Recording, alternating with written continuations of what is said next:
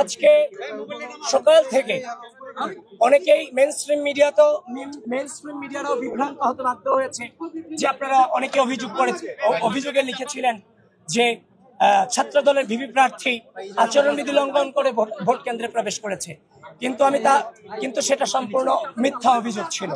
তো এই জন্য পরবর্তীতে দেখলাম মেইনস্ট্রিম মিডিয়া এটাকে আবার সংশোধন করে নিয়েছে। এই জন্য মেইনস্ট্রিম মিডিয়াদেরকে আমি আমার অন্তরস্থল থেকে কৃতজ্ঞতা জানাই। আপনারা আরো বেশি সচেতন হবেন সে আশা আমি রাখছি। কিন্তু দুপুর থেকে আমরা শুনতে পেলাম রোকেয়া হলে এবং অমর একুশে হলে কারচুপির অভিযোগ আমরা পেয়েছি। যে ব্যালট পেপার দিয়েছে সেখানে আগে থেকে ক্রস চিহ্ন দেওয়া আছে ভিপিজিএস এর জায়গায়, শিবিরের ভিপিজিএস এর জায়গায়। ঠিক একই ঘটনার পুনরাবৃত্তি ঘটেছে অমর একুশে হলে।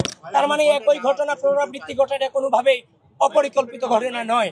এবং বিভিন্ন স্টুডেন্টরাও কিন্তু পোস্ট দিচ্ছে যে ভোট কারচুপি হচ্ছে। ইতিমধ্যে পোস্ট পেয়েছেন কিনা আমি জানি না আপনারা, মেয়েরাও বেরিয়ে প্রতিবাদ জানিয়েছে, ভিডিও কিন্তু আপনারা দেখেছেন। সবকিছু মিলিয়ে আমরা আশঙ্কা করছি যেই নির্বাচন এবং যেই গণতান্ত্রিক পরিবেশ উপহার দেওয়ার চেষ্টা আমরা করেছিলাম সেটা শুরুতেই হোঁচট খেয়েছে। তাছাড়া এই রোকেয়া হলে অ্যাসিস্ট্যান্ট প্রফেসর যিনি এই নির্বাচনের দায়িত্বে তিনি আছেন মোস্টলি মুনামি ম্যাডাম, উনি আমাদের কারণ প্যানেলের লিস্টে আপনার হচ্ছে যে ব্যালট নাম্বার থাকে, অল্প সময় ভোট দেওয়ার জন্য ব্যালট নাম্বারগুলো স্টুডেন্টদের হাতে দিয়ে দিতে হয়। এটা 19 সালে ডাকসু নির্বাচন আমি দেখেছি, তেমন কোনো ঝামেলা হয়নি। কিন্তু প্রত্যেকটা কেন্দ্রে সকাল থেকে আমাদের উপরে একটা জুলুম চালিয়েছে যে এগুলো আমরা দিতে পারবো না।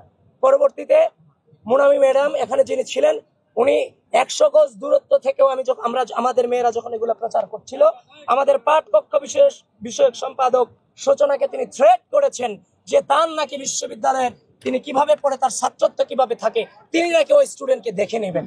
সুতরাং মুনামি ম্যাডামের তো এই ধরনের হিংস্র আচরণ করার কথা ছিল না, কারণ একটা নির্বাচন, গ্রহণযোগ্য নির্বাচন অনুষ্ঠিত হতে যাচ্ছে। সুতরাং সবকিছু মিলিয়ে আমরা আশঙ্কা করছি যে গণতান্ত্রিক পরিবেশ উপহার দেওয়ার প্রয়োজন ছিল, হয়তোবা সেটা শুরুতেই হোঁচট খেয়েছে। সুতরাং আপনাদেরকে আহ্বান করছি আপনারা আরো বেশি সচেতনতা অবলম্বন করেন। আপনারা কেন্দ্রগুলোতে আপনারা আপনাদের যতটুকু জানা আপনাদের প্রবেশাধিকারেও কিছুটা বাধ্যবাধকতা করে দেওয়া হচ্ছে, যেটা কোনোভাবেই কাম্য ছিল না। তো সুতরাং সবকিছু মিলিয়ে আপনারা আরো বেশি সচেতন হন।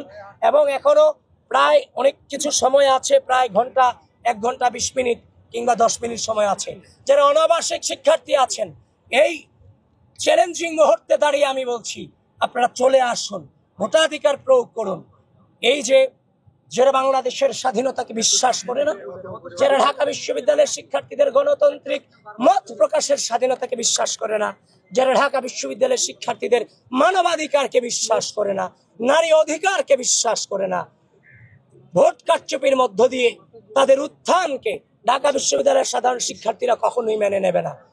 আমরা নির্বাচন কমিশন এবং বিশ্ববিদ্যালয় প্রশাসনকে আহ্বান করছি যে অভিযোগগুলো এসেছে সুষ্ঠুভাবে সেগুলোর আপনারা সুরাহা করুন খুব দ্রুত। এবং এখনো পর্যন্ত আপনাদেরকে আহ্বান করছি আপনারা আরো বেশি সচেতনতা অবলম্বন করুন। এই অবস্থায় আপনারা ভোটের ফলাফল কি মেনে নেবেন?